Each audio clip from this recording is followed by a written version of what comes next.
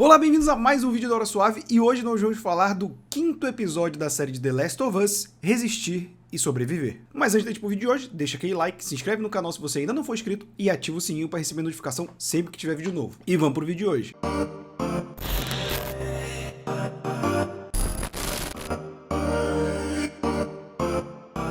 O nome desse episódio, ele tem uma importância que eu vou falar mais pra frente, Resistir e Sobreviver, que é o lema, né, da questão dos quadrinhos que o Sam lê. Mas primeiro eu queria falar dos easter eggs em relação ao jogo, pra depois entrar na análise. Primeira parte é o Sam e o Henry, eles são um pouco diferentes, né? O Sam mais do que o Henry, porque ele é surdo, o que torna uma dinâmica interessante dele conversar com o Henry também, sem as pessoas perceberem, e de dar esse lance dele ter que ser mais guiado, depender mais do irmão também. E acho legal por uma questão de inclusão, o ator é surdo também, e segundo dados da Organização Mundial de Saúde, 500 milhões de pessoas no mundo são surdas, com uma estimativa de que se tornem 1 bilhão de pessoas até 2050. E ver isso representado numa tela é muito legal. A diferença principal deles é a gente não tem toda a trama da traição, né? No jogo o Henry, ele deixa pra trás a Ellie e o Joel, que logo depois aí se encontram de novo, acabam se reconciliando, numa jornada um pouco parecida com essa aqui, né? O Joel, ele primeiro não gosta do cara por ser dedo duro da Fedra, já que o Joel trabalhava nas margens da Fedra, né? Traficando drogas e tudo mais. Mas quando ele percebe que é pelo garoto, ele entende porque ele sabe que ele faria tudo pela filha dele que ele perdeu, e ele já tá nesse processo de entender isso com a Ellie pelos últimos episódios. Então, novamente, eu sempre falo da questão do jogo e da questão de você ver, né? No jogo você é traído pelo cara, e quando você vê o Joel perdoando, você entende mais a jornada. Aqui, essa dinâmica eu achei que funcionou um pouco melhor. A outra parte do jogo é o nosso querido Byaku, que é esse ser que já tá há 20 anos infectado, já tá coberto de fungo. E o que eu achei legal é, eu achei que ele podia ser maiorzão, ter um pouco mais de ação, mas gostei que foram efeitos práticos, né, que usaram pra fazer esse Byaku. Inclusive, queria dar parabéns aí à dublê da Ellie, que essa explosão claramente foi feita com efeitos práticos e quase que pega nela, né, no caminho. E o Byaku eu gostei porque eles mostram como ele é um bicho quase que indestrutível, né, porque no jogo você vai, pega, usa bomba e atira e faz isso aqui, não sei o que, pipipi, popó, é um chefão dificílimo, e depois ele vira um inimigo que aparece de vez em quando, entendeu? Então, quando você mostra caras armados, atirando com metralhadoras, ele vem, simplesmente rasga a cabeça do cara tranquilamente. Inclusive, ele faz muito parecido como é no jogo, quando ele pega o Joel. Você dá a entender que, olha, nesse mundo como uma série onde você não é o jogador que vai jogar sem morrer, enfrentando um cara desse, esse bicho aqui é só olhar e correr, cara, não enfrenta, sabe? Esse episódio tem alguns tópicos que eu acho muito interessantes. Eu tava esperando mais pra comentar esse desde o episódio passado, que é a questão da revolução em Kansas City, né? Uma das coisas que se destaca ali é perceber como a revolução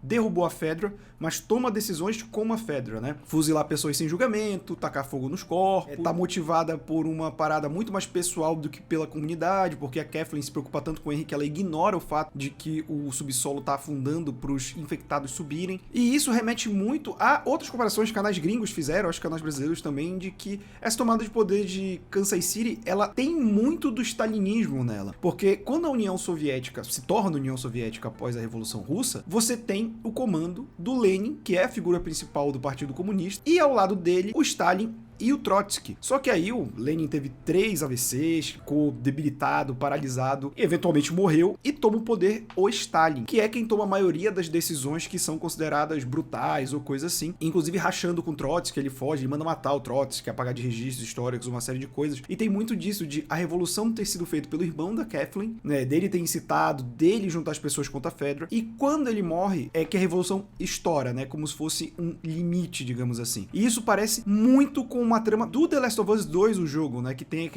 aquelas duas facções em Seattle, que uma delas tinha uma mulher que era quase uma santa, que é morta pela outra facção, e aí vira uma guerra eterna. Eu achei legal eles já terem dado uma adiantada em como essas dinâmicas funcionam nesse mundo pós-apocalíptico. E a referência também, claro, à Revolução dos Bichos, que é um livro de George Orwell, que era socialista, só que ele não gostava do stalinismo, e ele escreveu como uma crítica esse livro que tem a famosa frase, né, depois que os animais tomam o poder, que é: todos os animais são iguais, mas alguns são mais iguais do que os outros, que é pra justificar que mesmo nesse regime de igualdade tem seus favorecidos. E outro ponto muito importante é a perda da inocência, cara. A perda da inocência aqui é um negócio muito interessante, porque a gente tem tanto o Joel quanto o Henry tentando blindar quem eles protegem da violência. O Joel faz isso com a filha dele. Ele faz isso com a Ellie em vários momentos, né? Quando ele vai matar o cara com a faca, ele pede que ela vá pro outro lado. E o Aang sempre fala, ó, olha pra mim, não olha pra lá, tal coisa, ou foge. Ele tenta sempre blindar o Sam dessa violência. E o Sam, por sua vez, ele é um garoto que ele gosta muito de super-herói. Ele desenha os super-heróis na parede, né? A gente vê no episódio.